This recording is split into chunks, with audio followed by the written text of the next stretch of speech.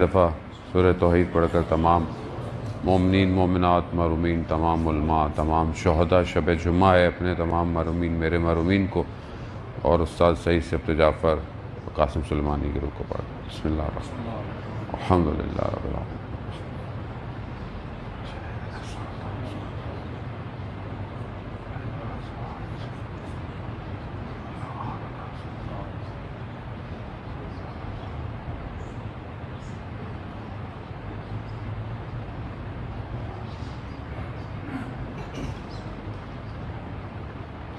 امام زمانہ کی سلامتی کے لیے ایک دفعہ صلوات اللہم صلی علی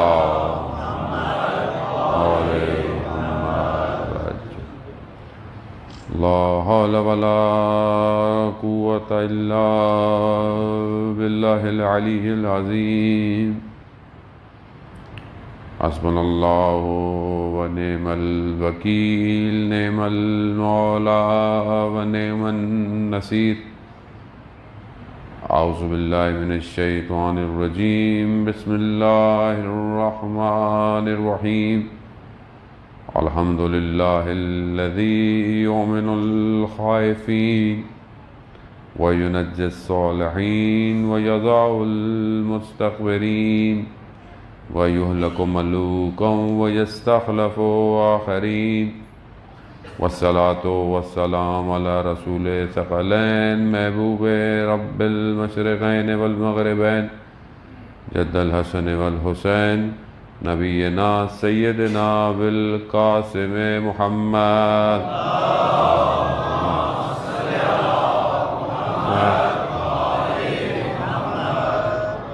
وآلہ الطیبین الطاہرین المعصومین لا سیما بقیت اللہ فی الارضین روحی وارواحنا لتراب مقدم الفدا ولعنت اللہ علی اعدائهم اجمعین بسم اللہ الرحمن الرحیم رب اشرح لی صدری ویسر لی امری واحلل عقدۃ من لسانی یفقهوا قولی اما بعد فقد قال رسول اللہ صلی اللہ علیہ وآلہ وسلم افضل الاعمال امتی انتظار الفرج صلوات بھیج دیں محمد اللہم صلی علی محمد وآلِ محمد عزاداران سید الشہداء ایام عزا کی مجالس اور آخری شب جمعہ ماہ محرم کا اور شب جمعہ بہرحال خود اپنے اندر ایک برکت اور ایک اپنے اندر مغفرت اور دعا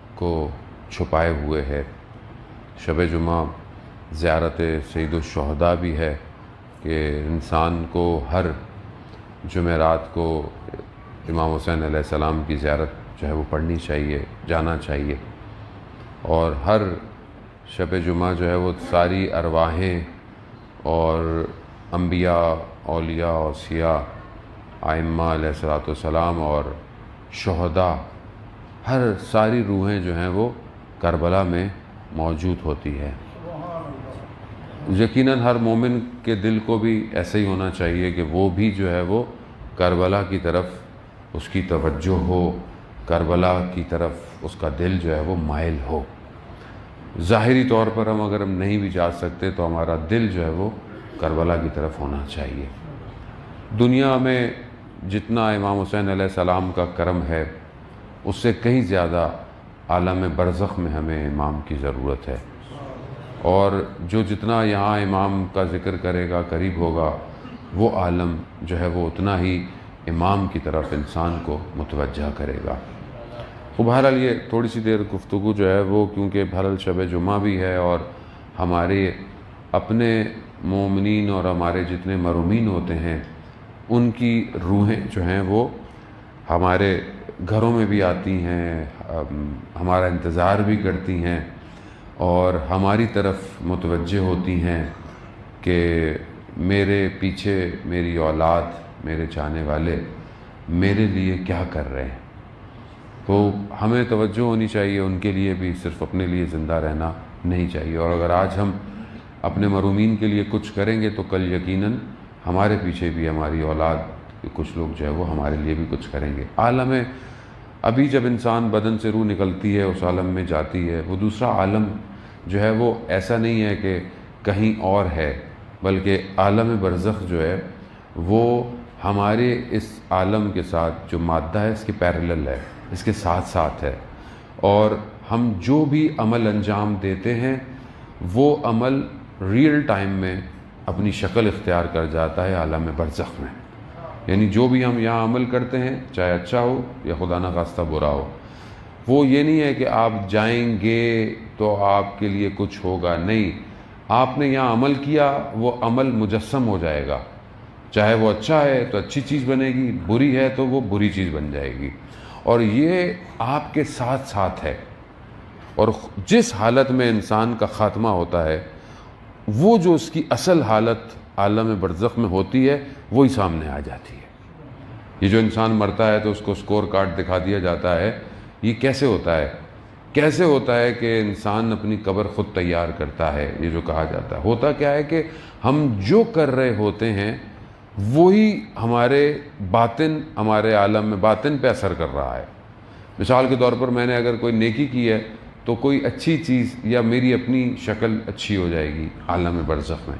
ایک تو میں ظاہر ہوں جو آپ مجھے دیکھ رہے ہیں، لیکن اصل میری شکل کیا ہے؟ وہ میری باطن ہے، میری روح، میرے نفس کی کیفیت کیا ہے. اس سے ظاہر ہے صرف اہل معنی، اہل دل جو ہیں وہ اس کو دیکھ سکتے ہیں. آج بھی دنیا میں لوگ ایسے ہیں کہ جو انہیں دیکھتے ہیں اور جنہیں نظر آتا ہے کہ جب ان کی خدمت میں کوئی پہنچتا ہے تو وہ اس کی اصل شکل کو دیکھ رہے ہوتے ہیں اور اسی کو دیکھ کر وہ اس کی ٹریٹمنٹ کرتے ہیں. کیونکہ بہرحال جتنے بھی ایسے لوگ ہیں وہ روحانی ڈاکٹر ہیں، اور ڈاکٹر کبھی بھی جو ہے وہ نقصان نہیں، اگر آپ چھپانا بھی چاہیں گے اس سے تو آپ ڈاکٹر سے چیز چھپا نہیں سکتے. تو یہ اللہ تعالیٰ نے ہمارے لیے دروازہ کھلا رکھا ہے. آیت اللہ عظمہ بہجت رضوان اللہ تعالیٰ علیہ کہ شب جمعہ ہے، آپ کی صلوات ان کے درجات میں اضافہ فرمائے. اللہم صلی علی محمد آل محمد وعجل. آیت اللہ عظمہ بہجت کی خدمت میں جب بھی کوئی جاتا تھا تو بہرحال مشہور تھا کہ آغا بہجت کو انسان کی اصل نفس کی شکل نظر آتی ہے، تو لوگ گھبراتے بھی تھے جانے سے ان کی طرف. تو ہم نے بھی اپنے استادوں کے ساتھ دیکھا کہ ہمیں بھی پتہ تھا کہ ہمارے استاد کو اصل شکل نظر آتی ہیں. اب یہ کس طرح آتی ہیں یہ تو وہی جانتے ہیں کیسے نظر آتی ہیں، لیکن ہم بھی یہی کوشش کرتے تھے کہ ہم سے اگر کوئی غلطی ہو گئی ہے تو ہم آگے نہیں جاتے تھے ان کے آگے، کہ کوئی غلطی کر بیٹھے ہیں تو اب ان کے سامنے جائیں گے. تو ہمارے ایک استاد نے ہمیں کہا کہ یہ تم ادب نہیں کر رہے، یہ اپنے اوپر ظلم کر رہے ہو، کیونکہ اگر تمہارے اندر کوئی بیماری ہے روح کی تو وہی علاج کرے گا جو روح کا ڈاکٹر ہے، تو تم اس سے دور کیوں جا رہے ہو؟ تم جاؤ ان کے پاس تاکہ وہ تمہارا علاج کریں. عزیزان محترم، رجب علی خیاط جو ایک بہت بڑے عارف اپنے زمانے میں گزرے ہیں، وہ کہتے ہیں کہ میں جو ہے وہ ایک قبرستان گیا اور میں نے دیکھا کہ قبرستان میں بڑی خوشبو آ رہی ہے، اور میں نے اس سے پوچھا گورکن سے کہ یہاں کسی کو دفنایا ہے؟ تو اس نے بولا ہاں یہ ایک کسی کو یہاں دفنایا ہے. تو وہاں پہنچے اور کہا کہ بہت خوشبو آئی ہے. تو لوگوں کو نہیں آئی، تو انہوں نے کہا کیونکہ ان کے لیے عالم برزخ کھلا ہوا تھا، ان کے لیے عالم برزخ ایسے ہی تھا جیسے ہم ایک دوسرے کو دیکھتے ہیں. تو وہ کہنے لگے کہ اس مردے کی، یعنی جو شخص فوت ہوا ہے، اس کی قبر پر سید الشہداء تشریف لائے ہیں،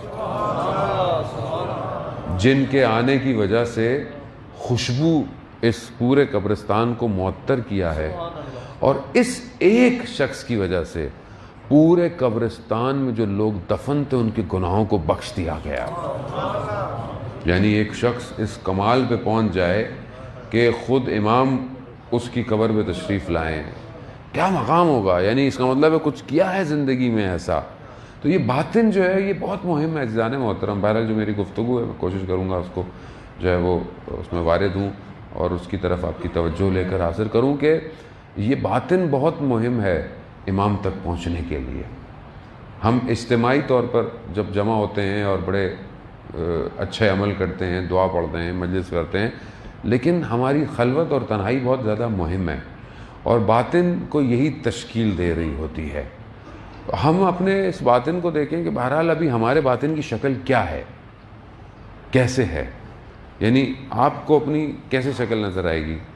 آپ اپنے آپ کو کیسا دیکھتے ہیں، کیسے آپ اپنے آپ کو، آپ اندر سے کیا ہیں.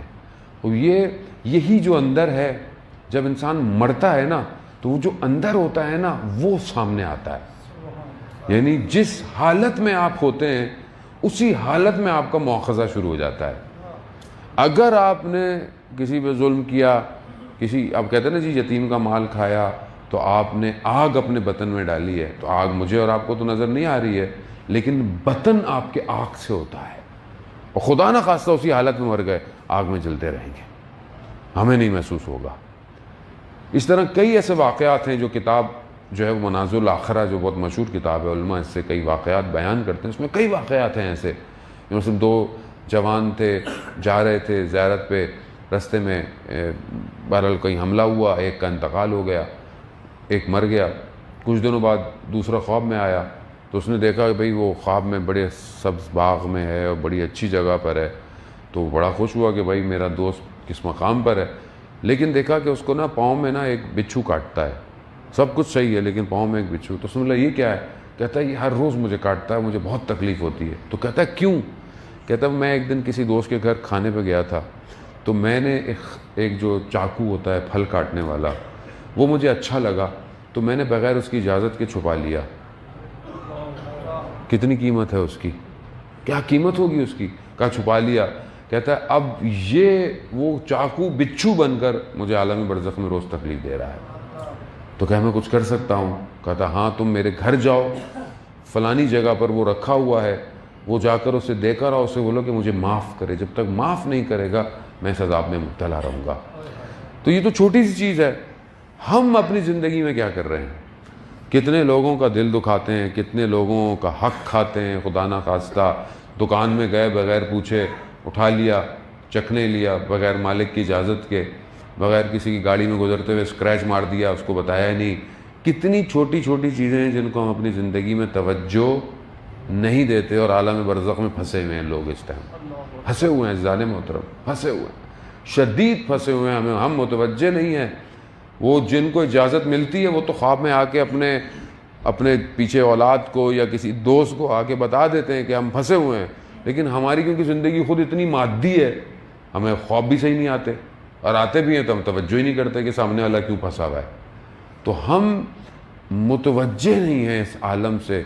اور یہ وہ عالم ہے کہ جہاں ائمہ نے بھی ارشاد فرمایا ہے کہ ہم آخرت میں تمہاری شفاعت کریں گے، عالم برزخ میں خود اپنا انتظام کر کے آنا. کیوں؟ کیونکہ عالم برزخ عزیزان محترم ایک ایسی وادی، آیت اللہ شہید دستغیب، کہ آپ کی صلوات ان کے درجات میں اضافہ فرمائے. اللہم صلی علی محمد وعجل. یہ میں اس لیے صلوات پڑھاتا ہوں کیونکہ وہ عالم برزخ میں جب ان کو کچھ ہدیہ جائے گا یہاں سے، تو اس عالم سے دیکھیں گے صحیح یہ کہاں سے آ رہا ہے، بیریہ ٹاؤن سے ہمیں صلواتیں آ رہی ہیں، تو وہ بھی کچھ نہ کچھ پہ آپ کی طرف جو ہے وہ عطا ضرور کریں گے. ایک اور دفعہ صلوات بھیج دیں. محمد صلی علی محمد آل محمد وعجل. آیت اللہ شہید دستغیب اپنی کتاب میں بیان کرتے ہیں ایک عالم دین کا واقعہ، اور وہ اپنے والد سے اس بات کو بیان کرتے ہیں کہ انہوں نے اپنے خواب میں اپنے والد کو دیکھا. تو انہوں نے خواب میں والد کو دیکھا اور پوچھا کہ بابا عالم برزخ میں کیا معاملہ ہے، کس طرح معاملہ ہے، عذاب کیسا ہے؟ تو انہوں نے کہا بیٹا میں بتا تو نہیں سکتا کیونکہ وہ عالم دوسرا ہے، وہ عالم میں مثل ہے، اس عالم میں بدن نہیں ہے، یہ والا بدن نہیں ہے، اس عالم میں جو ہے وہ سپیس ایسی نہیں ہے، اس میں ٹائم نہیں ہے، وہ الگ سپیس میں ہے، ایک الگ اس کی ڈائمنشنز ہیں. تو کہا کہ میں تمہیں مثال دے سکتا ہوں وہاں عذاب کیسا ہے. تو کہا بالکل ایسے کہ چاروں طرف پہاڑوں اور درمیان میں تم پھنسے ہوئے ہو اور بھیڑیے تمہارے پیچھے لگے ہوئے ہوں، تم فرار نہ کر پاؤ. عالم برزخ میں عذاب ایسا ہے. یعنی دنیا میں اگر آپ کے پیچھے کچھ لگ جائے، کوئی جانور لگ جائے تو آپ بھاگ جائیں گے، تو ادھر کوئی جگہ ہوگی، یا آپ کو کوئی مشکل ہو جائے تو آپ بولیں گے کہیں نہ کہیں تو نجات ملے گی. وہاں نہیں ہے ایسا، وہاں کہیں نہیں بھاگ سکتے، وہاں یہ عذاب کی کیفیت ہے. کہا بابا اچھا پھر یہ جو ہم ہدیہ بھیجتے ہیں، یہ جو ہم کوئی چیز ایسی کرتے ہیں جو ثواب کے لیے ہو مرحوم کے، تو یہ کیسے وہاں پہنچتا ہے؟ تو کہا میں اس کو بھی تمہیں ایکسپلین نہیں کر سکتا سمجھائیں، لیکن میں مثال دے سکتا ہوں کہ جیسے کسی بند کمرہ ہو اور اس میں عجیب گرم دھواں ہو، شدید اس میں گرمی ہو، اور ایک کھڑکی کھل جائے اور اس کھڑکی سے تازہ ہوا کا جھونکا آئے، تو جب تم کوئی نیکی بھیجتے ہو مرحوم کے لیے تو وہ بالکل اس نیکی، اس ہوا کی جھونکے کی طرح آتی ہے۔ تو ہم اپنے سارے مرحومین کے لیے ایک دفعہ صلوات بھیج دیں، اللہم صلی علی محمد وآل محمد وعجل۔ تو یعنی اس طرح یہ جو چیز ہم کہتے ہیں مردے کو کیا فائدہ ہوگا صلوات سے، نیاز سے، کھانے سے، اس کے نام پہ کوئی صدقہ دے دینا، اس کے نام پہ کسی مسجد میں کچھ کروا دینا، قرآن رکھ دینا، یا مطلب کسی کو فقیر کو، کسی ضرورت مند کو کوئی لباس دے دینا اس کے نام سے، تو یہ سب اس کو پہنچتا ہے اور وہ زیادہ ضرورت مند ہے۔ یہ اس لیے کیونکہ دیکھیں یہ وہ عالم ہے کہ جو اس عالم سے بڑا کنیکٹڈ ہے، اور جب تک آپشن ہے، جب تک ساری چیزیں کھلی ہوئی ہیں۔ خود حضرت عیسیٰ کا میں نے پہلے بھی آپ کی خدمت میں واقعہ بیان کیا کہ حضرت عیسیٰ گزر رہے تھے، دیکھا قبر پہ عذاب ہے، کچھ عرصے کے بعد دوبارہ گزرے تو عذاب نہیں تھا، کہا پروردگار کیا معاملہ ہے یہ، پھر عذاب ختم ہو گیا، کہا اس کی اولاد میں سے کسی نے ایک پل ٹوٹا ہوا تھا، اس پل کو بنایا تاکہ لوگ صحیح طرح گزر سکیں، اس نیکی کی وجہ سے ہم نے اس کی قبر سے عذاب ہٹا دیا ہے۔ یعنی اگر اولاد میں سے کوئی بھی نیک کام کرے گا تو آپ کے اپنے آباء و اجداد کی عالم برزخ میں اگر خدا نہ خواستہ مشکل میں ہے تو اس کو بھی جو ہے وہ، اس لیے کہتے ہیں کہ اگر کوئی بچہ قرآن پڑھ دے، بسم اللہ پڑھ دے، تلاوت کر دے، بسم اللہ قرآن سیکھ لے تو اس کی نسلوں تک جو ہے وہ ان کی مشکلات جو ہے وہ حل ہو جاتی ہیں۔ یعنی ہم نے، کیونکہ ہم صرف مادے میں پھنسے ہوئے ہیں، میٹر میں ہیں، تو ہم سمجھ نہیں پاتے کہ دوسرا جو عالم ہے وہ کیا ہے۔ تو عزیزان محترم، علماء اکرام ایسے گزرے ہیں کہ جنہوں نے ایٹ اے سیم ٹائم پہ اس عالم میں بھی تھے، اس عالم میں بھی دیکھتے ہیں، اس عالم سے چیزیں لاتے ہیں، چیزوں کو پہنچاتے ہیں۔ ہم جو بھی کام کرتے ہیں، ہم بعض اوقات کوئی کام کرتے ہیں ظاہری فائدے کے لیے، ظاہر سے فائدہ ہو، لیکن بہت سارے ایسے کام ہیں کہ جس کا فائدہ ہو سکتا ہے ظاہر میں آپ کو اتنا نظر نہ آ رہا ہو، لیکن باطن پہ آپ کو افیکٹ ڈالتا ہے۔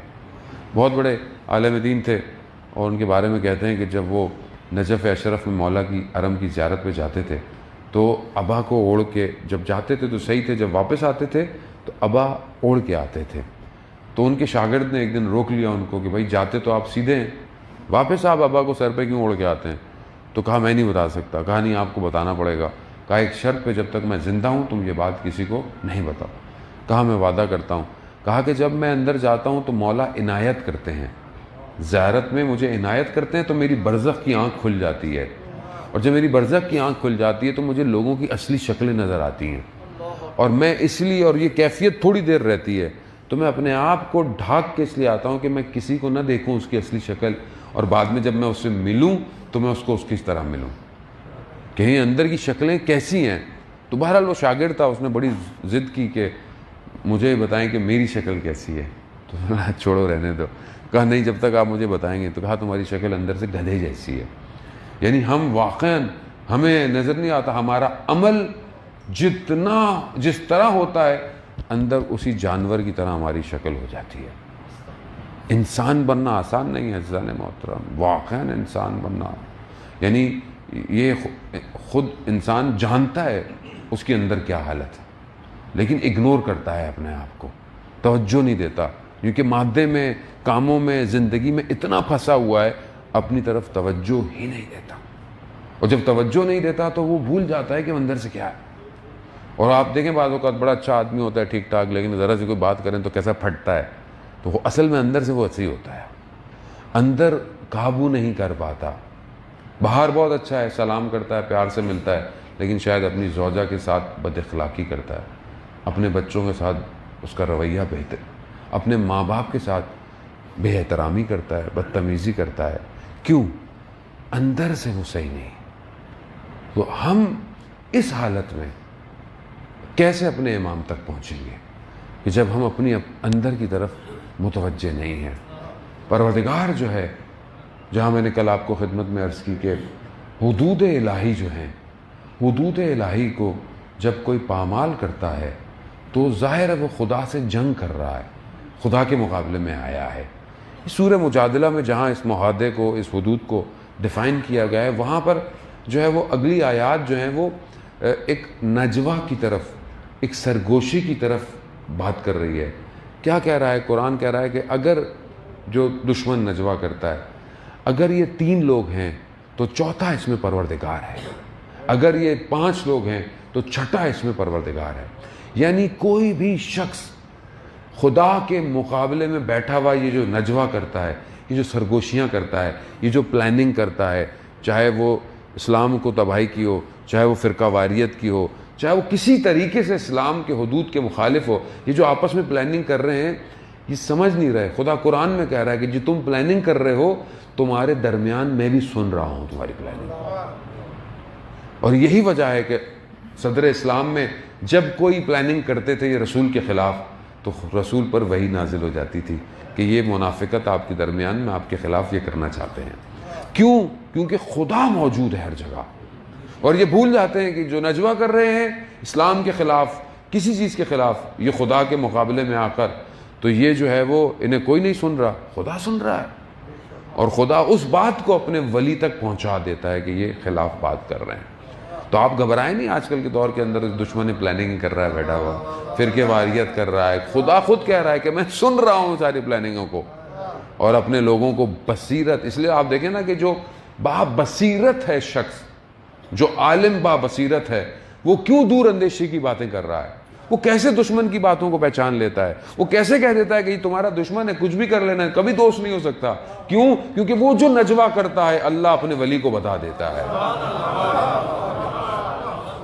قرآن یہی کہتا ہے، ظاہر ہے ہم قرآن سے ظاہر ہے ہم دور ہیں اتنے زیادہ، ہمیں قرآن سمجھ میں اس طرح نہیں آتا۔ یہ نجوہ، یہ سرگوشیاں عالم میں ہیں، اور اس نجوے کا اصل سرگوشی کا دشمن کی اصل ہدف کیا ہے؟ وہ کیا پلاننگ کرتا ہے، کیا گفتگو کرتا ہے؟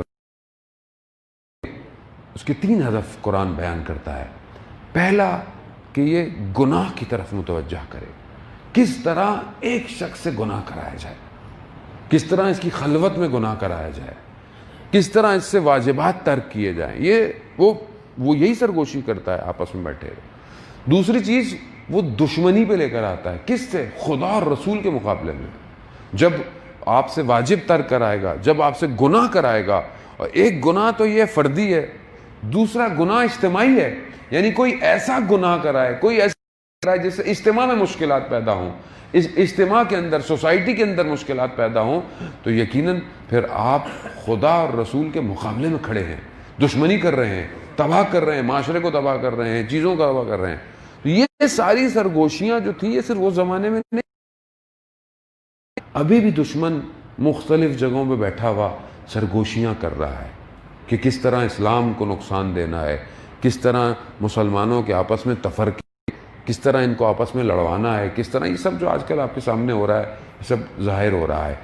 اس سے بڑھ کر کہ کس طرح ان کو اس قابل کریں کہ یہ اپنے امام کو پہچان ہی نہ پائیں، یہ اس کا سب سے بڑا نجوہ ہے اس ٹائم، کہ کس طرح ان جوانوں کو برباد کیا جائے۔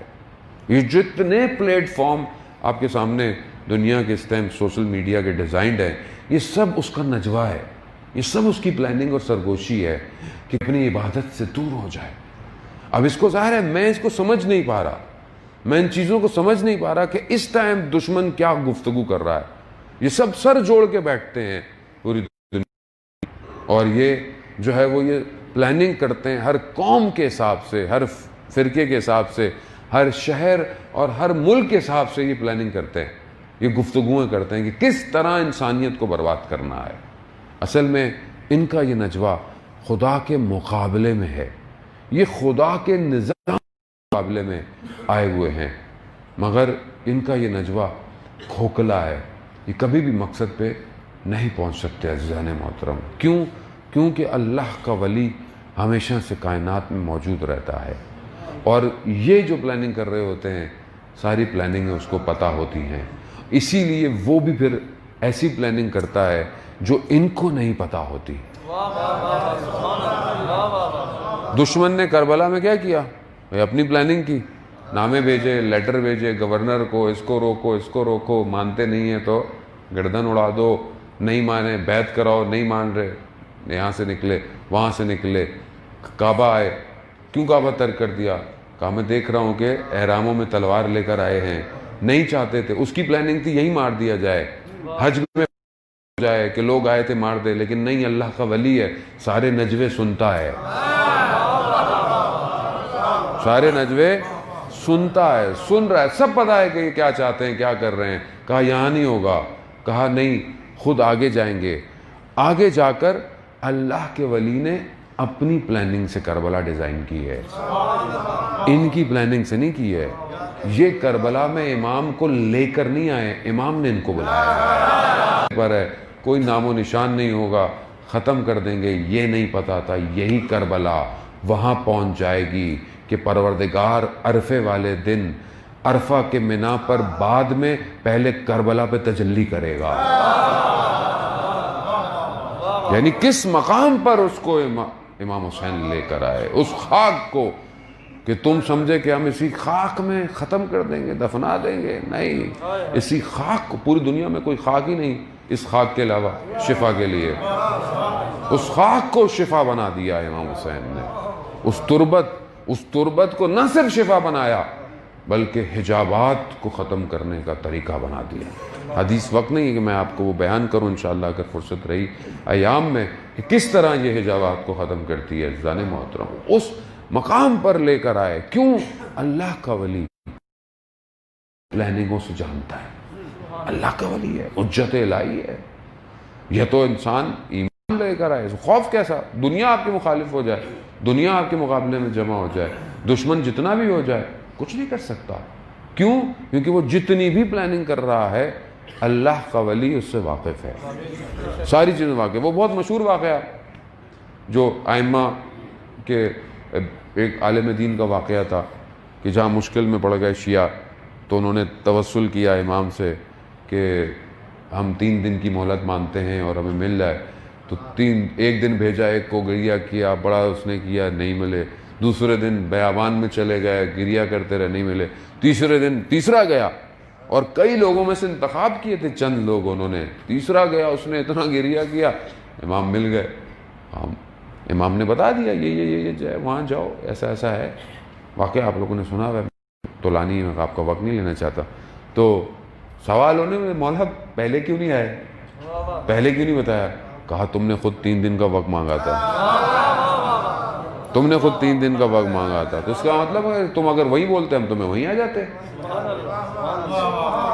وہیں آ جاتے۔ عزیزان محترم، جب امام رضا علیہ السلام کی شہادت،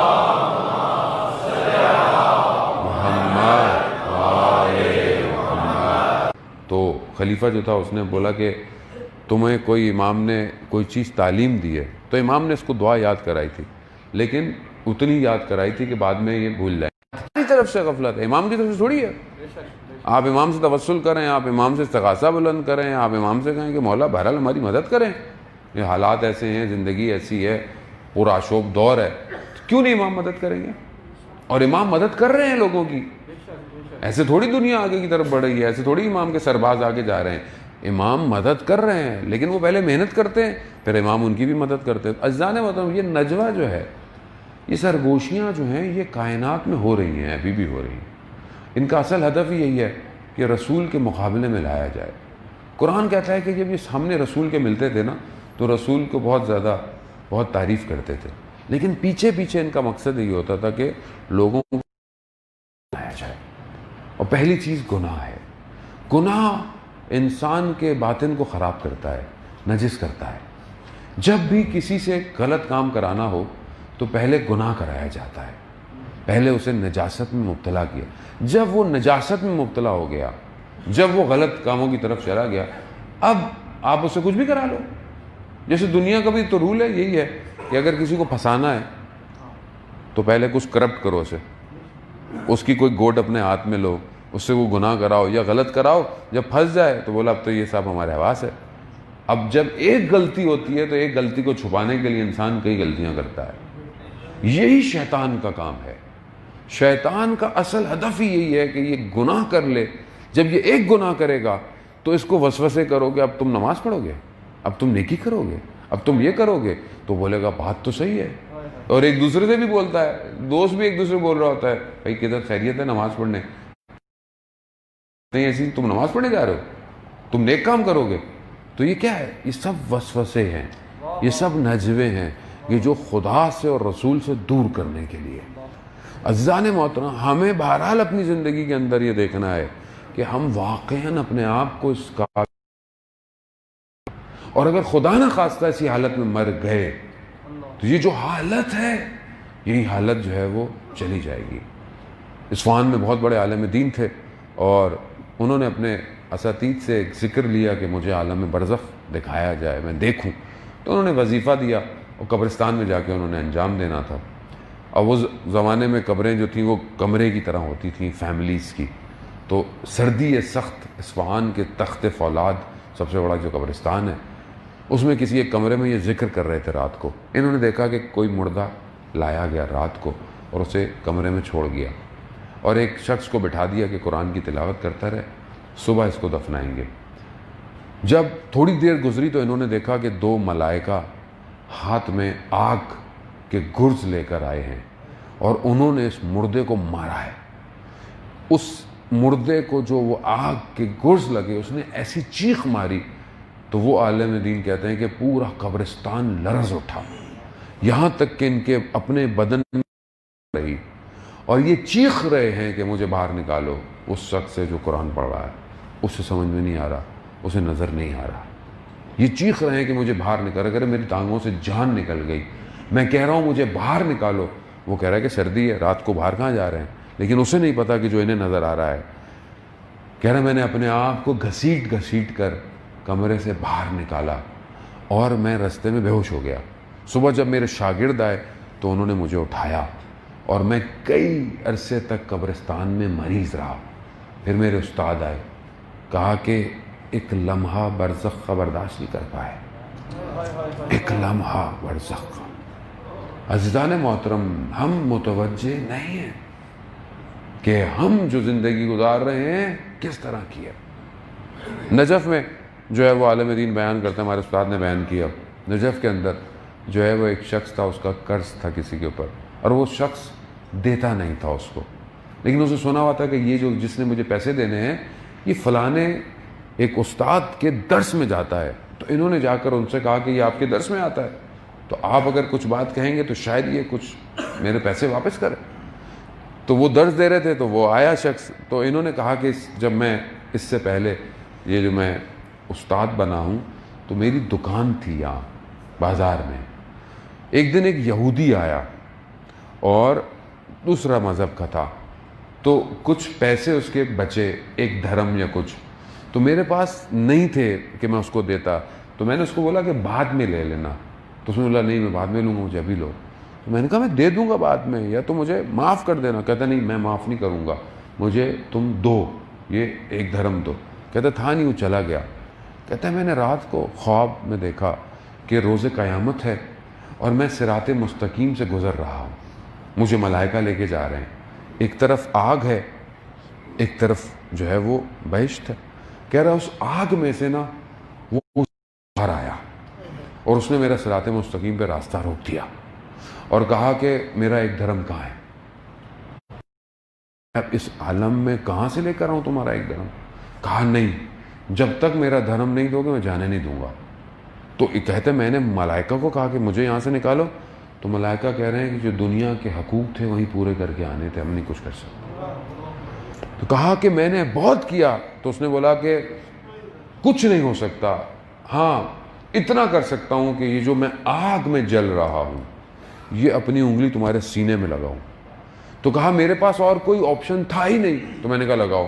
کہا اس نے وہ انگلی لگائی تو میرا سینہ جل گیا، اور کہا میں جب صبح اٹھا تو میں نے اپنے سینے پہ اس سیاہ نشان، اور کہتے ہیں انہوں نے اپنی قمیض کھول کر دکھایا کہ ابھی تک اس جلے ہوئے کے نشان ہے جو اس عالم برزخ میں. ایک دھرم. عزیزان محترم، یہ صرف مادہ ہے، شاید ایک زبان کا جملہ ہو سکتا ہے. وہ جو میں آپ کو آیت اللہ دستغیب کا واقعہ بتا رہا تھا، جو انہوں نے بیٹے نے کہا، تو یہ سب پوچھی انہوں نے، نیکی پوچھی، یہ عذاب پوچھا. انہوں نے دیکھا کہ ان کے والد کے ہونٹوں پہ زخم ہے. کہا بابا یہ آپ کے ہونٹوں میں زخم کیسا ہے؟ کہا بیٹا میں آپ کی ماں کو یعنی والدہ کو اپنے عالم میں برزخ میں میرے ہونٹوں پہ زخم ہے. کہا بابا میں کچھ کر سکتا ہوں؟ کہا ہاں اپنی والدہ سے میرے لیے معذرت کرو کہ مجھے معاف کر دیں ورنہ قیامت تک میں انہی زخموں کے ساتھ رہوں گا. وہ آئے اور انہوں نے اپنے والدہ سے کہا کہ بابا کو تو کہا ہاں وہ ایسے لفظوں سے مجھے پکارتے تھے لیکن کیونکہ بڑے تھے تو میں خاموش رہتی تھی. عزیزان محترم منہ سے نکلا ہوا جملہ عالم برزخ میں عذاب بن سکتا ہے. بچے کو مارا ہوا تھپڑ عذاب بن سکتا ہے. دیا ہے آپ یہ جب آپ کا بچہ بالغ ہو جائے تو آپ اس سے معافی طلب کر لیں کہ آپ نے اس کو بچپن میں کتنا مارا ہے. باتوں کا میں کہتے ہیں نا بچوں کے لیے ہدیہ ہے, آپ بچوں کے پیسے جو کھا جاتے ہیں حق انہیں کا ہے. جب یہ بالغ ہو جائے تو آپ اس سے اجازت لیں کہ بیٹا اتنے تمہارے پیسے ملے تھے وہ تمہارے تھے لیکن میں نے تمہارے پہ خرچ کیے, یہ میرے حلال کر دو. اگر اس نے حلال نہیں کیا قیامت میں پکڑائی ہے. عزیزان محترم معاملہ سنگین ہے, معاملہ آسان نہیں ہے. ہم بہت ریلیکس چلتے ہیں دنیا کے اندر. تو جب کیسے ہو سکتا ہے یہ چھوٹی چھوٹی باتیں انسان کو پھنسا سکتی ہیں تو بڑے بڑے معاملے کتنا پھنسا سکتے ہیں. یعنی جب آپ ایک گھر کے معاملے میں پھنس گئے اور جب آپ حکمراں بن گئے, آپ کو کوئی پوسٹ مل گئی اور آپ کے منہ سے نکلا ہوا جملہ کتنوں کو نقصان دے سکتا ہے, کتنوں کی عزت خراب کر سکتا ہے, کتنوں کے لیے عذاب بن سکتا ہے, مشکل بن سکتا ہے. سب سے زیادہ عذاب اس شخص کو آئے گا جو کسی پوسٹ پر ہے اور اس نے حق ادا نہیں کیا, چاہے وہ پوسٹ حکومت کی ہو چاہے وہ کوئی بھی پوسٹ ہو. جب آپ کو دیا اور اگر آپ کے ہوئے صادر کیے ہوئے جملے سے, کام سے, حکم سے, آرڈر سے, سگنیچر سے کہیں کوئی مصیبت پیدا ہو گئی آپ پھنسے رہیں گے. یاد رکھیے آسان نہیں ہے. دنیا میں بڑا اچھا ہوتا ہے, ڈیزگنیشن, پوسٹیں, پروٹوکول یہ سب مل جائیں. ادھر بہت خطرناک پروٹوکول ہے. یہاں تو بہت اچھا لگتا ہے آگے پیچھے معاملات. ایک عالم کے منہ سے جملہ نکل جائے اور وہ کسی کے عقیدے کو بدل دے, کسی کے عقیدے کو خراب کر دے, کسی مومن کے دل کو نقصان پہنچا دے. کتنا سخت ہے, کتنی ذمہ داری ہے انسان کی ان ساری چیزوں کے اندر. عزیزان محترم خوب اپنے عالم برزخ کو ابھی سے بچائیں کیونکہ ہمیں یہ تو نہیں پتا کہ ہمیں موقع بھی ملے گا معافی مانگنے کا یا نہیں ملے گا. اسی اپنے آپ کو بچائیں عزیزان محترم. شب جمعہ ہے, بہرحال ہم اس نجوہ کو سنیں. یہ جو دنیا میں نجوہ ہو رہا ہے بربادی کے لیے, انسان کو تباہی کے لیے, اس کا اصل ہدف امام سے دشمنی ہے, امام کے ظہور کو دیر کرنا ہے. اور اگر ہم اس سرگوشیوں کو سنتے رہے جو ہمیں نہیں سمجھ میں آ رہی اور اگر ہم اس کا شکار رہے تو ہم اپنے امام سے دور ہو جائیں گے. پہچانے دشمن کو, دشمن شناسی بہت مہم ہے. دشمن کو پہچانے, وقت کے دشمن. اور بہرحال جو حالات ہمارے سامنے اس ٹائم ہیں, شہر ہمارے اپنے ملک کے حالات ہیں, اس میں بہت زیادہ بصیرت ہونے کی ضرورت ہے. جذبات کی ضرورت نہیں ہے. دشمن تو چاہتا ہے جذبات آپ کے ہائپ کرے, آپ کے جذبات بڑھائے, آپ غلط پوسٹیں ڈالیں, آپ اور اشتعال پیدا کریں. بالکل یعنی بصیرت ہونے کی ضرورت ہے. دشمن کی سازش کو کاٹنے کی ضرورت ہے.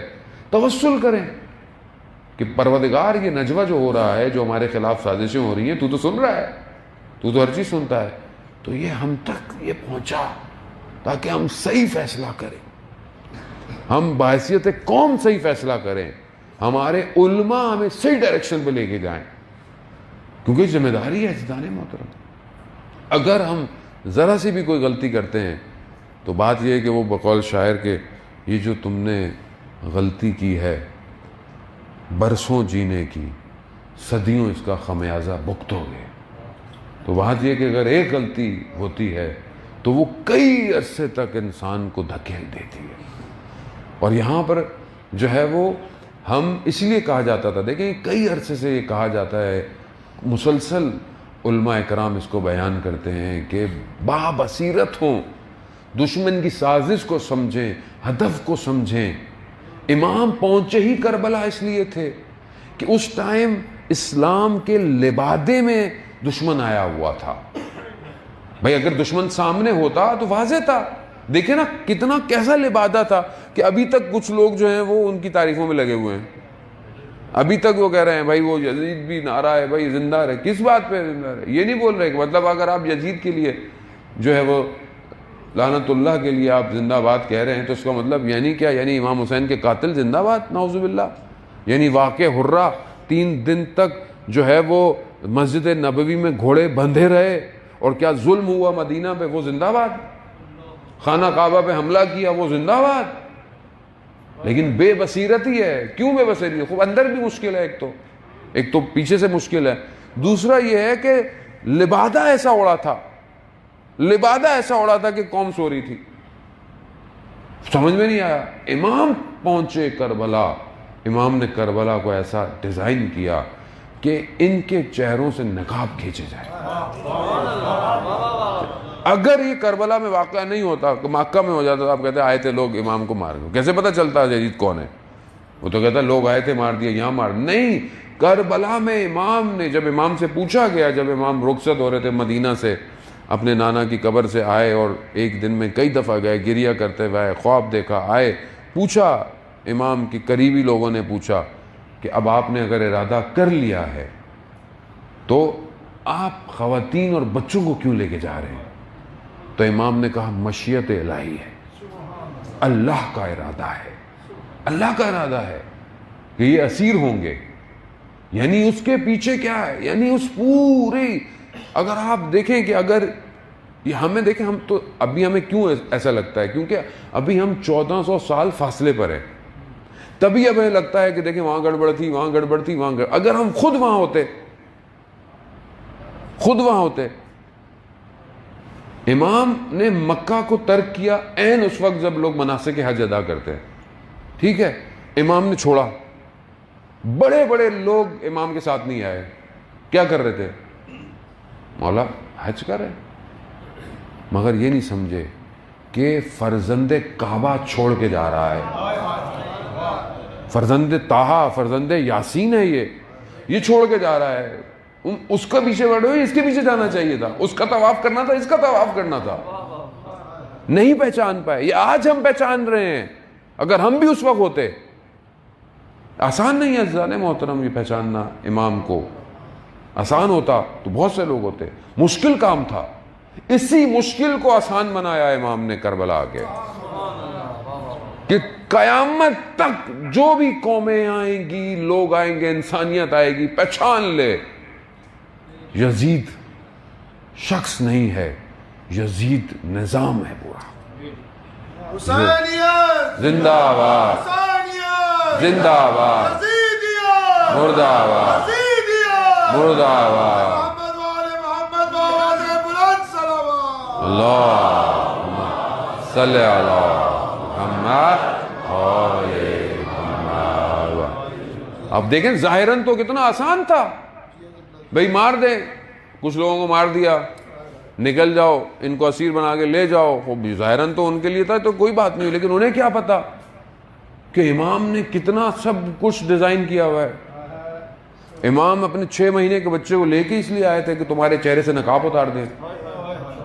نقاب اتارا ہے. ایک 6 مہینے کے بچے نے یزیدیت کو بے نقاب کیا ہے، تاکہ قیامت تک لوگ بولیں کیسے لوگ تھے 6 مہینے کے بچے کو پانی نہیں دے سکتے تھے.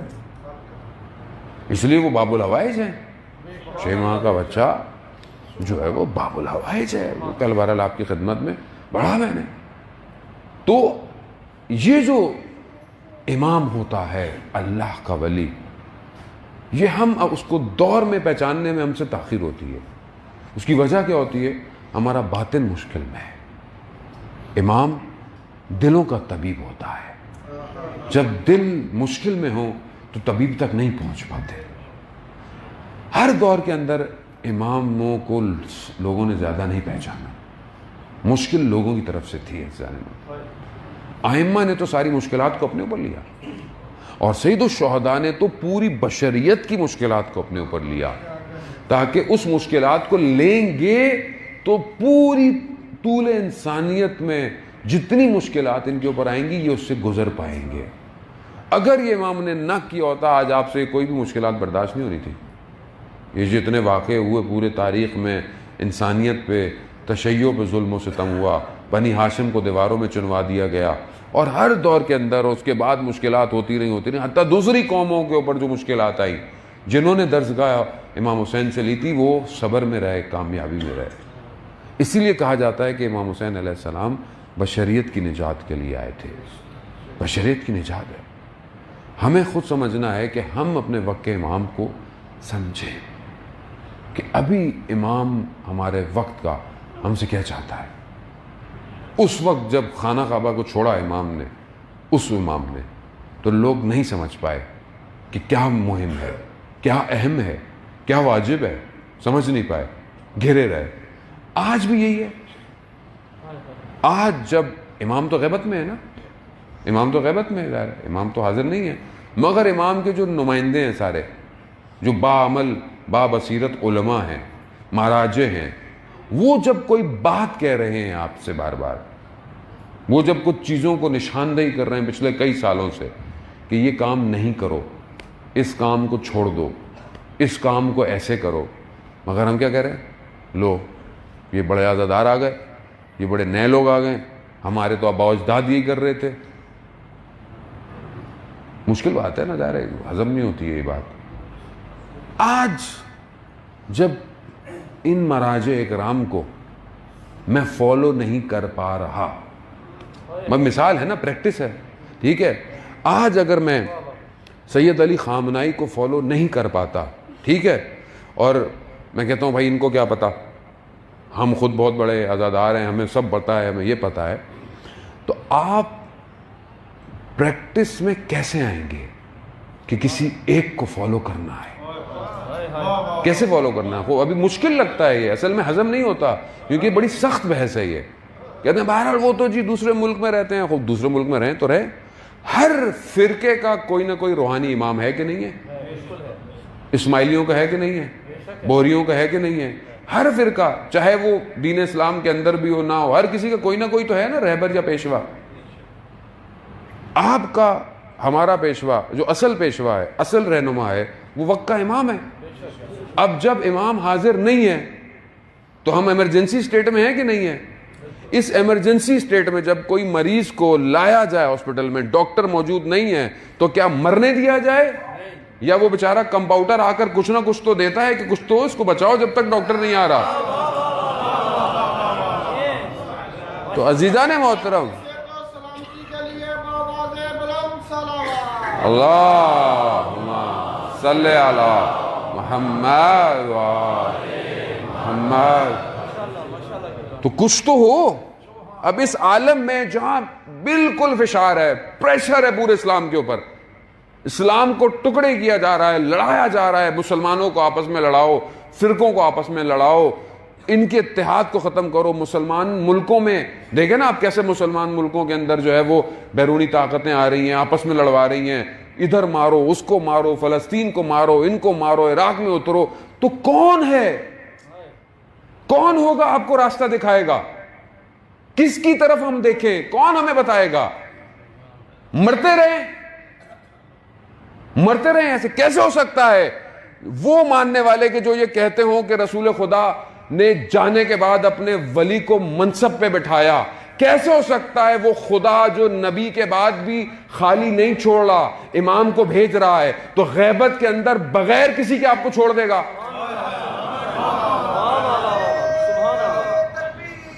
اللہ اکبر،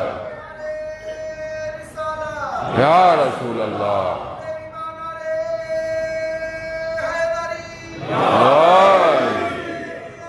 زندہ باد، زندہ باد، مردہ باد، مردہ باد،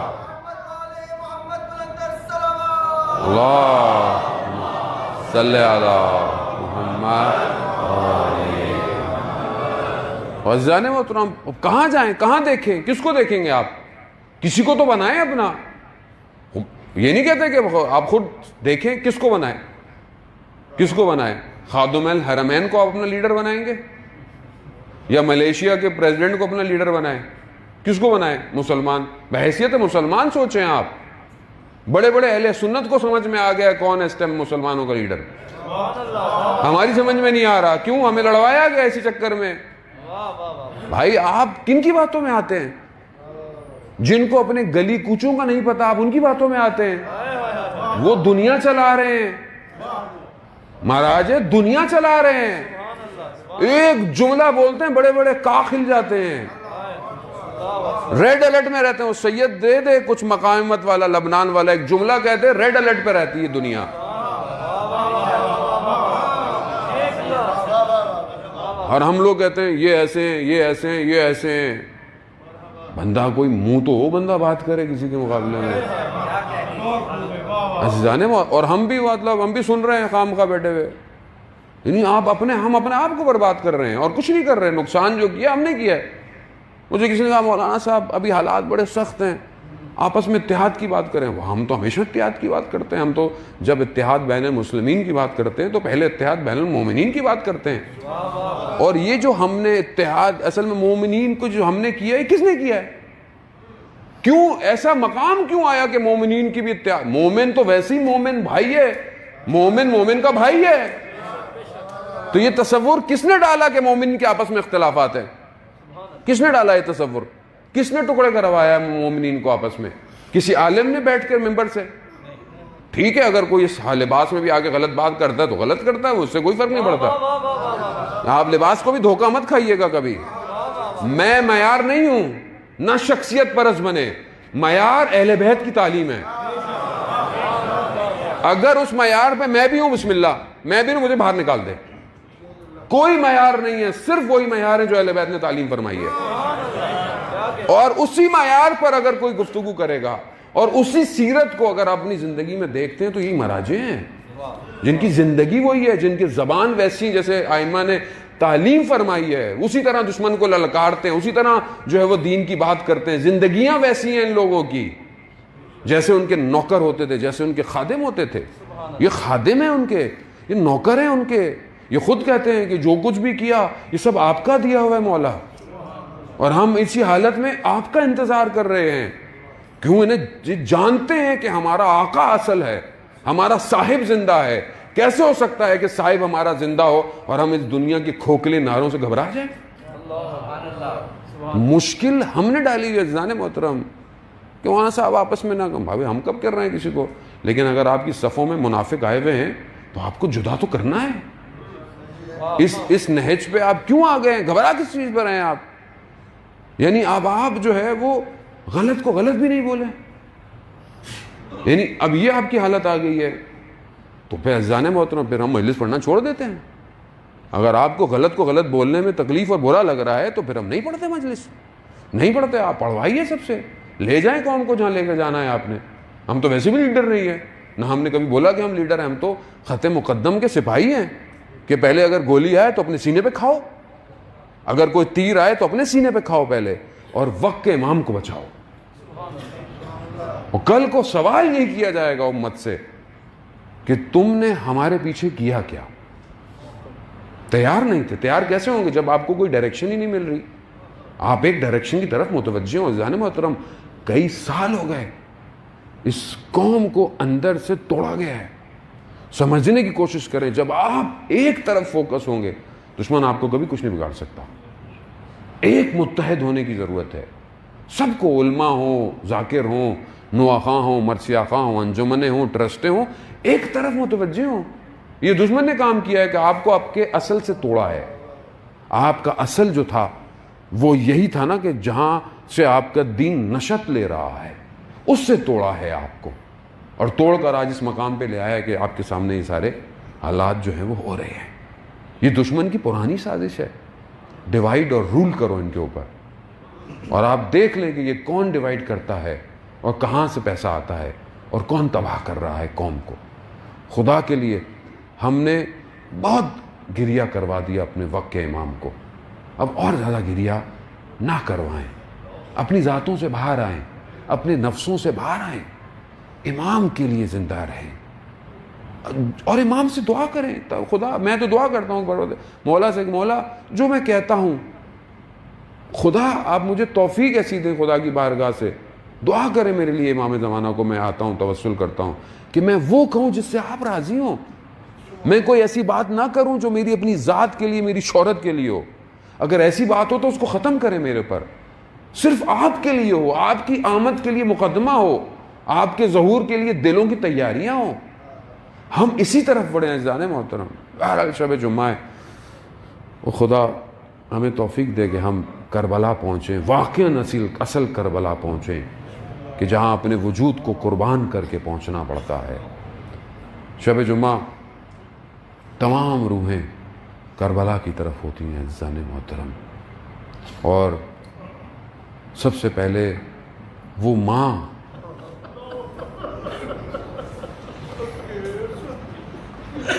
ماں ہر شب جمعہ جو کربلا جاتی ہے اور اپنے فرزند کو دیکھتی ہے. اللہ اکبر.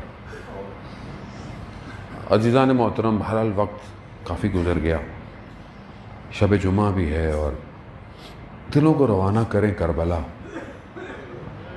آپ جانتے ہیں کہ جب کربلا انسان جاتا ہے، اور علماء بھی بیان کرتے ہیں کہ پہلے جب جاؤ تو پہلے غازی عباس کے حرم جاؤ، پھر اجازت لو، پھر امام حسین کی زیارت کرو. کیوں؟ کیونکہ عباس علمدار ہے، عباس لشکر کا سردار ہے. آیت اللہ قاضی بھی یہ کہتے تھے کہ پہلے حضرت عباس سے اجازت لیا کرو، پھر امام کے پاس جاؤ، ایسے نہیں جاؤ. اللہ، کیا کیا حضرت عباس نے ایسا کہ خود آئمہ حضرت عباس کی تعریف کرتے ہیں. وقت نہیں ہے میرے پاس، اگر کل ہوا تو میں اس کو بیان کروں گا. آیت اللہ شمس الدین بیان کرتے ہیں کہ ایک عالم دین رات کو کربلا پہنچے، حضرت عباس کے حرم گئے تو دروازہ بند ہو گیا تھا، جا کر سو گئے. خواب میں کیا دیکھا کہ امام حسین کا حرم ہے اور رسول خدا اور امیر المومنین علیہ السلام تشریف رکھتے ہیں. ایسے میں ایک جوان آیا اور اس نے کہا یا رسول اللہ، حضرت عباس نے ایک جوان کی صحت کی سفارش مانگی ہے آپ سے، دعا کریں اس کے لیے. رسول خدا نے کہا کہ اس کا وقت پورا ہو گیا ہے، اب یہ بچ نہیں سکتا. وہ کہتا ہے کہ میں نے عالم دین، میں نے خواب میں پھر دیکھا کہ وہ جوان دوبارہ آیا اور رسول خدا سے کہا یا رسول اللہ، غازی عباس نے دوبارہ آپ سے درخواست کی ہے کہ آپ اس کی شفاعت کر دیں، اس کے لیے صحت کے لیے اسے خدا کی بارگاہ سے صحت دلا. رسول خدا نے کہا کہ مشکل ہے، اس کا وقت پورا ہو گیا ہے. تیسری دفعہ وہ عالم دین کہتے ہیں میں نے دیکھا غازی عباس خود تشریف لے آئے. کہا کس حالت میں؟ کہا دونوں بازو قلم ہوئے ہیں، آنکھ میں تیر لگا ہوا ہے، اور اسی حالت میں کہا یا رسول اللہ، خدا نے میرا نام باب الحوائج کیوں میں حاجتوں کا دروازہ ہوں؟ یا اس بچے کو صحیح کروا دیں، صحت دے گا، یا میرا یہ نام مرے سے لے لیں. اس کی ماں ہم سے متصل ہوئی ہے. یہ عالم دین کہتے ہیں میں اٹھا، اور رسول خدا نے کہتے خواب میں کہا کہ اے علی میں دعا کرتا ہوں، آپ اس میں آمین کہیں، اور خدا کی بارگاہ میں دعا کی. کہتا ہے میں اٹھا، اٹھ کر میں بھاگا، میں حرم گیا. میں نے خادم کو دیکھا، خادم پوچھا کہ یہ بتا حرم میں کوئی ہے؟ کہا کوئی نہیں ہے. کہا نہیں کوئی تو ہوگا. کہاں؟ یہ جو نجف کا بڑا قبیلہ ہے نا، اس کا ایک ہی فرزند ہے، اس کی ماں رات سے حضرت عباس کے ذریعے میں بیٹھی ہوئی ہے. میں نے کہا دروازہ کھولو. کہتا ہے میں اندر گیا اور میں نے اس خاتون سے کہا اے بی بی جا، عباس نے تجھے تیرا بیٹا دلا دیا. اللہ، یا غازی عباس. ارے ہم بھی خطا کار ہیں، گناہ گار ہیں، بیمار ہیں، بہت سارے لوگ حاجتیں لے کر آپ ہی کے دروازے پر آئے ہیں. کس کے پاس؟ باب الحوائج ہیں آپ کو تو دعائیں مانگی گئیں، آپ کے لیے تو امام علی نے کتنی دعائیں مانگی، کہاں سے جو ہے وہ آپ پیدا ہوئے. ہاں عزیزان محترم، عباس نام ایسا ہے کہ جس کی وجہ سے اہل حرم کو بڑا سکون تھا. بس یہ تو تصور کرنے والی باتیں ہیں نا صاحب، کہ وہ بہنیں جنہیں پتا ہو عباس جیسا بھائی ہے وہ، تو ان کے ذہن میں کبھی تصور ہی نہیں تھا کہ ہاتھوں میں رسیاں بندھیں گی، بازاروں میں پھرایا جائے گا، کبھی سوچا ہی نہیں تھا عباس کی بہنوں نے۔ ہاں زیادہ، لیکن روز عاشوراء آئی، آپ سنتے رہتے ہیں، بہرحال میں زیادہ آپ کو مزاحم نہیں ہوں گا، بس آنکھیں آپ کی نم ہو گئیں، آپ نے گریہ کر لیا، خدا قبول کر لے۔ روز عاشوراء آئی، ایک ایک کر کر چلے گئے، ایک ایک کر کر جانے لگے۔ جب لوگ جنگ کرتے تھے کوئی نہ کوئی، تو دشمن کے لشکر کو جو پیچھے پھینکتا تھا وہ غازی عباس تھا، پیچھے ہٹاتا تھا ہمیشہ۔ ایک مقام پر زہیر ابن کین سے حضرت عباس کے سامنے آئے، کہا عباس ایک بات کہوں؟ حضرت عباس نے کہا یہ وقت نہیں کوئی بات کرنے کا۔ کہا نہیں، مجھے آپ کے بابا کی بات یاد آ گئی۔ کہا بابا کا نام لیا ہے تو کہو۔ کہا آپ کو پتا ہے آپ کے بابا نے آپ کو کیوں مانگا تھا؟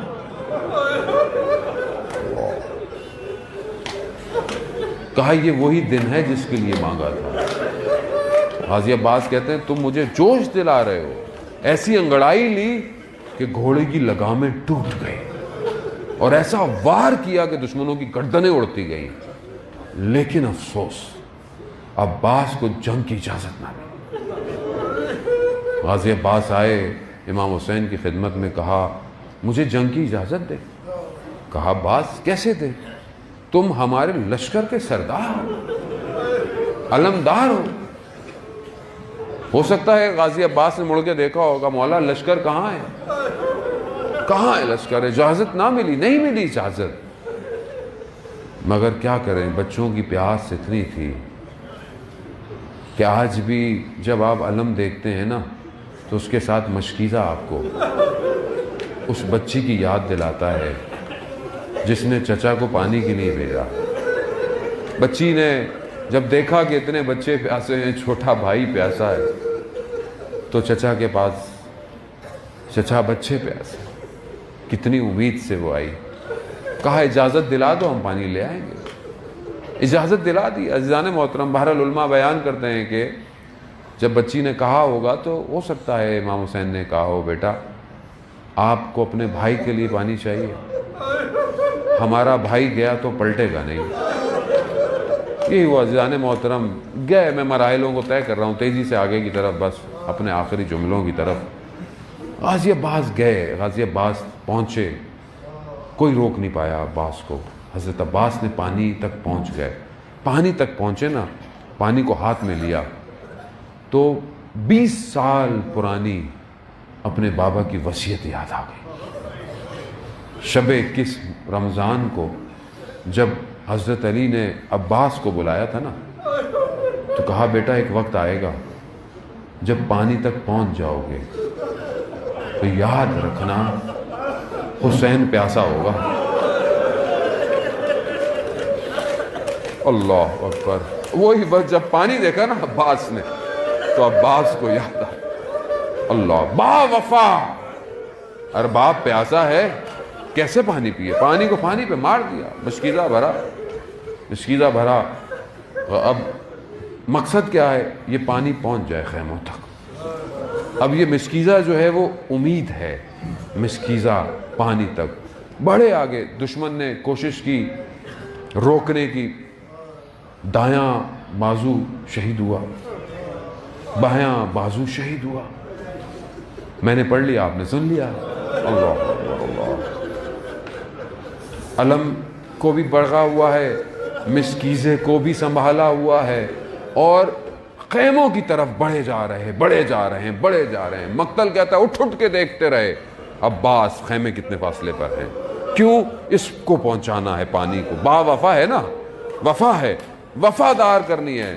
دشمن نے کہا یہ کون سی طاقت ہے جو عباس کو روک نہیں پا رہی؟ ایک نے کہا یہ مشکیزہ ہے، تیر کھینچا، مشکیزے کو نہیں، عباس کی امیدوں پہ پانی پھر گیا۔ مشکیزے جیسے ہی پانی بہا، گھوڑا بھی با وفا تھا، اس نے رخ موڑ لیا، رخ موڑ لیا۔ اسی عالم میں ایک لعین نے تیر جو آنکھ میں مارا، اللہ اکبر۔ سن سکیں گے عزیزان محترم، آپ سنتے رہتے ہیں، جب آپ کہیں جا رہے ہو نا تیزی سے اور آنکھ میں کچھ آئے تو کیا کرتے ہیں؟ ہاتھ سے ہٹاتے ہیں۔ اللہ اکبر، اللہ، کیسے نکالے؟ ابھی اسی عالم میں تھے کہ ایک گرز لگا اور میرا مولا زین سے زمین میں کیسے آیا؟ جب کوئی اوپر سے آتا ہے نا تو ہاتھوں کے سہارے رکتا ہے۔ اللہ اللہ، کیسے آئی یہ کمائی ام البنین کی، کیسے آئی یہ کمائی زمین پر؟ اللہ اکبر۔ جب وہ وقت آیا تو میرا چوتھا امام کہتا ہے کہ میں نے اپنے بابا کو دیکھا کہ جب میرے چچا عباس گرے ہیں نا تو میرے بابا نے کمر پکڑی ہے، کہا انکسر ظہر، میری کمر ٹوٹ گئی۔ اللہ، عباس کا گرنا تھا، امام حسین کی کمر ٹوٹ گئی۔ اب کس طرح امام نے اپنے آپ کو حضرت عباس کے بدن پہ پہنچایا؟ عزیزان محترم، جب کوئی اور گرتا تھا نا تو امام حسین مستقیم آتے تھے۔ کیوں؟ کیونکہ خیموں کی حفاظت عباس کرتا تھا۔ اب ایک نگاہ خیموں پر، ایک نگاہ عباس کے بدن پر، پہنچ گئے۔ بس میں چند جملے، التماس دعا۔ امام حسین نے اپنے بھائی کے سر کو اپنے زانوں پہ رکھا، اللہ اکبر، خون کو صاف کیا، آپس میں تکلم شروع ہوا۔ درخواست ہی کر سکتا تھا نا، ہمیشہ کبھی بھائی نہیں کہا امام حسین، مولا کہا ہے۔ مولا سے درخواست ہی کر سکتے تھے۔ کیا درخواست ہے؟ علماء کہتے ہیں کہ مولا سے درخواست کہ میرے بدن کو یہی چھوڑ دیجیے گا، میرے بدن کو، آپ جانتے ہیں نا سارے بدن گنج شہداء میں دفن ہے، غازی عباس کا نہیں ہے۔ حضرت حر کا بدن ان کے قبیلے والے لے گئے تھے آگے، یہ وہ بدن ہے وہیں رہا جہاں گرا۔ کیوں؟ علماء کہتے ہیں کیوں حضرت عباس نے ایسا کہا کہ میرے بدن کو خیموں میں مت لے کے جائیے؟ کہا کہ کیونکہ عباس با وفا ہے، بغیر پانی کے بدن بھی نہیں جانا چاہتا۔ مگر کہتے ہیں کہ علامہ بیان کرتے ہیں نہیں، کوئی اور وجہ تھی۔ کہا کیا؟ کہا عباس جانتا ہے نا اپنے مولا کو۔ کیوں؟ کہا 3 دن کا بھوکا پیاسا ہے، صبح سے لاشوں کو لے کر آ رہا ہے، اب میں اپنے بدن کو کیسے لے کر جائے؟ کہا یہیں چھوڑ دو۔ اب علم اٹھایا، میرے مولا نے خیموں کی طرف رخ کیا۔ اب بچے امید سے ہیں کہ چچا عباس پانی لائیں گے۔ اب بچی دیکھ رہی ہے، جیسے ہی پہنچا دیکھا علم تو بابا کے ہاتھ میں ہے۔ کہا بابا جان، چچا عباس۔ کہا بیٹا وہ وہی نہر کنارے رہ گئے۔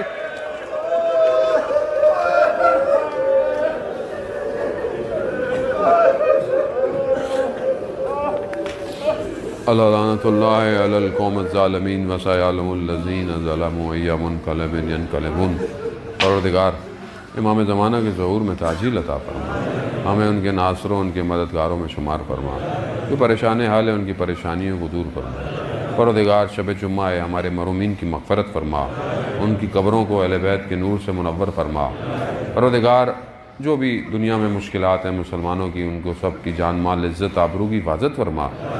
آپ ہمارے ملک میں جو بہرحال تفرقہ کو پھیلانے کی کوشش کر رہا ہے، شر کو پھیلانے کی کوشش کر رہا ہے، پروردگار اس کو اس کے ناکام اور اس کے شوم ہدف میں اسے ناکام بنا۔